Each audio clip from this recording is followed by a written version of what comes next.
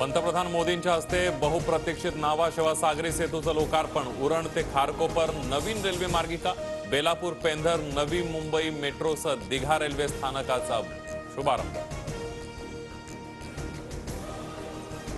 देशाचा विकास होणार ही मोदींची गॅरंटी। अटल सेतू विकसित भारताची एक झलक। पंतप्रधान मोदींनी केला देशाच्या विकासाचा संकल्प। मोदी राज आल्यावर अटल सेतू तयार झाला। मोदी महाराष्ट्राच्या पाठी चट्टान बनून उभे, म्हणूनच महाराष्ट्रात प्रकल्पाची निर्मिती। फडणवीसांकडून मोदींचं कौतुक। देशात फक्त मोदींची गॅरंटी चालते। अबकी बार 400 पार तर महाराष्ट्रात 45 पार। मुख्यमंत्री शिंदेंची घोषणा। लोकसभा निवडणुकीच्या निकालानंतर भूकंप येणार। भूकंपात अटल सेतू सुरक्षित राहील, मात्र विरोधक तो भूकंप सहन करणार नाहीत। मुख्यमंत्री शिंदेंचं वक्तव्य।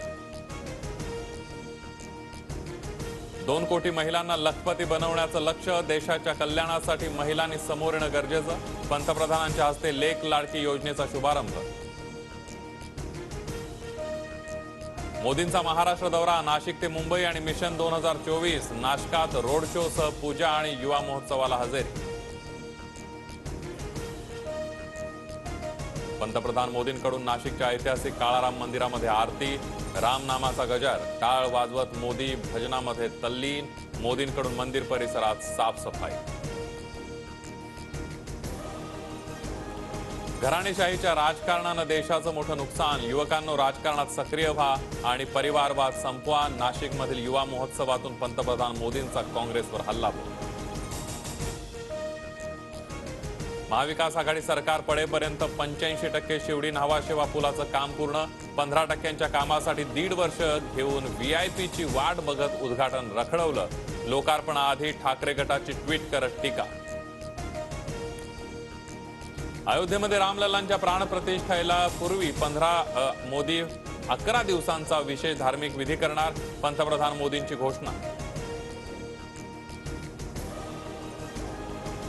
मोदी देशातील सर्वात मोठे शंकराचार्य असं भाजपला वाटतं। रामाच्या नावानं राजकारण। मोदींना वेळ मिळाल्यावर निवडणुका जाहीर होतील, संजय राऊतांचा टोला। मोदी लक्षद्वीपमध्ये गेले आणि मालदीवमध्ये राजकीय भूकंप झाला। मोदींमुळे भारताकडे वाकड्याने पाहण्याची कोणाची हिंमत नाही। मुख्यमंत्री शिंदेंचा हल्लाबोल।